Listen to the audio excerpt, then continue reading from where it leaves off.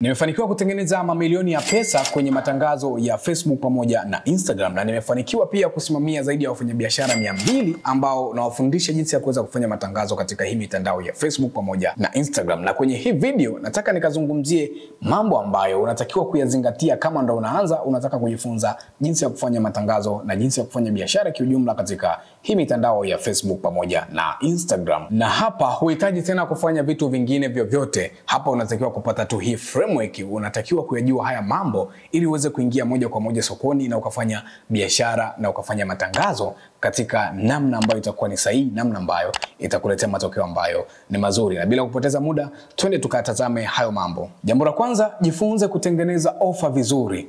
Jifunze namna ambavyo unaweza ukaframe offer ambayo hata mteja mwenyewe akiona anaona kabisa kwamba okay, hii offer nisipochukua basi ndaonekana mimi ni mjinga. Yaani tengeneza offer ambayo mteja tu akiona basi anatamani muda huo tu ailipie.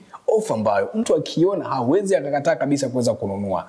Huu ni ujuzi wa kwanza kabisa ambao unatakiwa kuwa nao ili uweze kufikia ndoto zako za kuboresha biashara yako na maisha yako kiujumla. Jambo la pili, jifunze targeting options.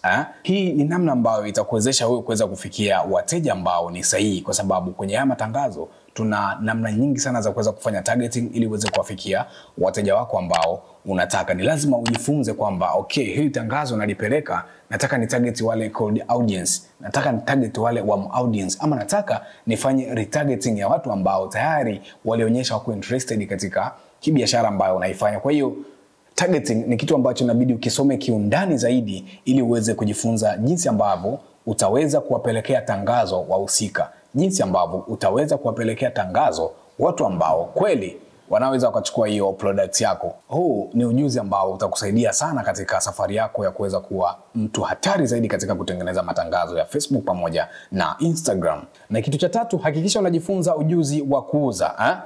Kwenye hii mitandao ya Facebook pamoja na Instagram tunakutana na wateja wa aina tofauti tofauti. Kuna wale wateja ambao wanaelewa wanachokitaka na kuna wateja ambao wanahitaji kushawishiwa zaidi. Kwa hiyo ili udili nao vizuri hawa wote, ni lazima uwe umejifunza kidogo angalau ujuzi wa kuweza kuuza. Unajua kabisa kwamba okay, kuna namna gani ambavyo naweza nikahandle baadhi ya objections, namna gani ambavyo naweza nikapiga simu na nikamshawishi mteja, namna gani ambavyo anaweza nikajiposition vizuri mteja akija basi niweze kuuza product zangu ama services zangu kiurahisi kabisa. Huu ni ujuzi ambao utakupa matokeo makubwa sana ukiingia sokoni, kwa sababu utakuwa na namna ya kuweza kudeal nao wateja katika ile hatua ambayo ndio inayotufanya tuingie katika hii mitandao, na maanisha hatua ya kuweza kupata ile pesa kutoka kwenye mifuko ya huyo mteja wako. Huu ni ujuzi ambao unatakiwa kujifunza kwa hali na mali kabla hujaanza kufanya matangazo yako ya Facebook pamoja na Instagram. Na ujuzi wa 4, hakikisha unajifunza copywriting.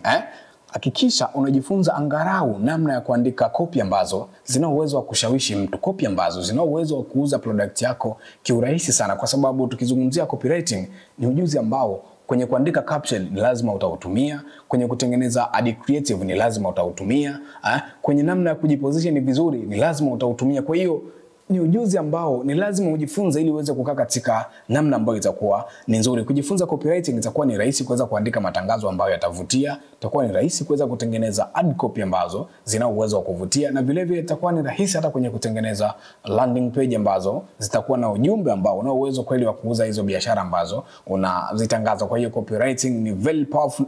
Ukitaka kuanza kufanya matangazo yako kwenye mitandao ya Facebook pamoja na Instagram, ni lazima ujifunze ili uweze kupata nafasi nzuri ambayo itakuwezesha wewe kuweza kufanya biashara bila changamoto yoyote kwenye hii mitandao ya Facebook pamoja na Instagram, kwa sababu Facebook pamoja na Instagram kinachohitajika zaidi ni ushawishi, na copywriting inakupa hiyo power ya kuweza kuwa na ushawishi even hata kwa kutumia maandishi. Kwa hiyo ni lazima ujifunze ujuzi wa copywriting, even basics tu, ili uweze kuwa na muendelezo mzuri katika ufanyaji wako wa biashara kuna hii mitandao ya Facebook pamoja na Instagram. Na kitu cha 5, hakikisha unajifunza sera za matangazo ya Facebook pamoja na Instagram.